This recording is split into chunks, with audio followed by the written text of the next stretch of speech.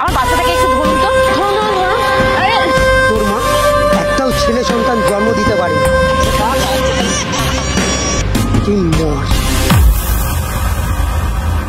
Madam,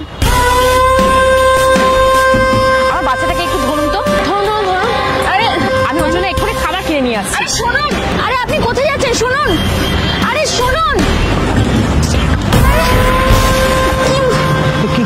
কে ছিল ওটা পূজা? আমি কি করে বলবো, আমি তো জানি না। হঠাৎ করে বাচ্চাটা আমার কোলে দিয়ে চলে গেল, বললো খাবার আনতে যাচ্ছে। সে কি নিষ্ঠুর মারে বাবা, চিনি না জানে না এরকম একটা দুধের শিশুকে আমার কোলে দিয়ে চলে গেল। ব্যাপারটা তো খুবই অদ্ভুত। আমার মনে হয় না ওই মহিলার কোনো উদ্দেশ্য আছে। আমাদের এখনই একবার পুলিশে ফোন করা দরকার। তারা আমি ফোন করছি। ওই দেখো, মোবাইলটা তো আবার গাড়িতে ফেলে এসেছি। তোমার মোবাইলটা থেকে করি। এটা কি?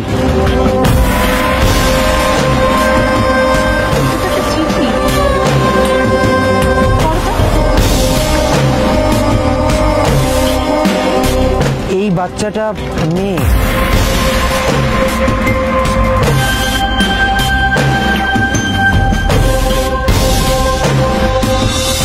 শালা, এই নিয়ে তিনটে মেয়ে। তোর মা একটাও ছেলে সন্তান জন্ম দিতে পারে,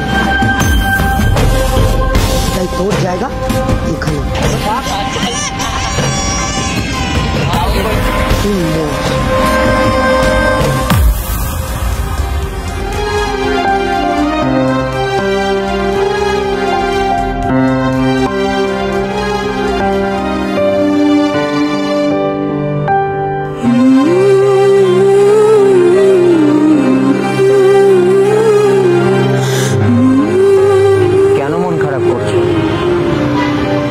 আছি তোমার পাশে।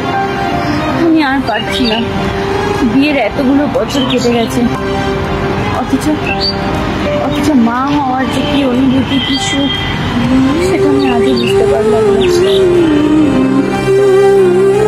কষ্ট তো আমারও হয়, বলো কি করা যাবে? সত্যিটা তো মেনে নিতেই হবে।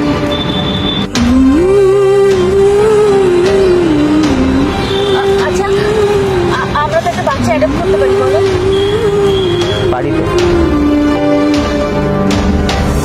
আমি কনফারেন্স থেকে ফিরে আসি, তারপর সব ব্যবস্থা করব। সত্যি বলছো? প্রমিস।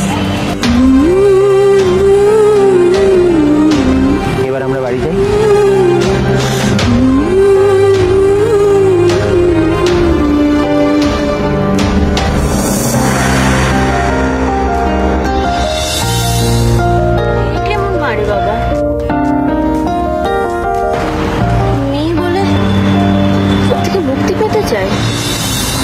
সমাজে এখনো এরকম অনেক মানুষ, অনেক পরিবার আছে পূজা, যারা কন্যা সন্তান গ্রহণ করতে চায় না, এরকম দুধের শিশুর উপর অন্যায় অত্যাচার করে।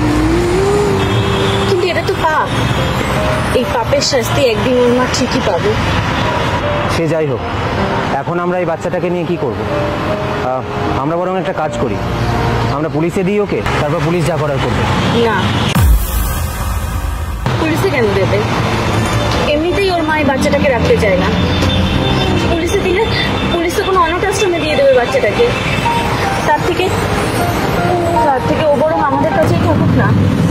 ওকে আমরা মানুষ করব, ওকে আমরা মানুষের মতন মানুষ করব। ভাবো না, এটা ভগবানের কোনো একটা ইশারা। আমরা তো কত ডাক্তার দেখিয়েছি, ওষুধ খেয়েছি, এতদিনে তো কিচ্ছু হয়নি। আজকে হঠাৎ এই বাচ্চাটা কেন আমাদের কাছে আসবে? কেনই বা ওর মা এরকম ভাবে আমার কোলে দিয়ে চলে যাবে? এই বাচ্চাটাকে আমরা মানুষের মতন মানুষ করবো, একদম সাকসেসফুল লেডি বানাবো। এটা তো ভগবানের কোনো একটা ইশারা। হয়তো তুমি ঠিকই বলছো পূজা।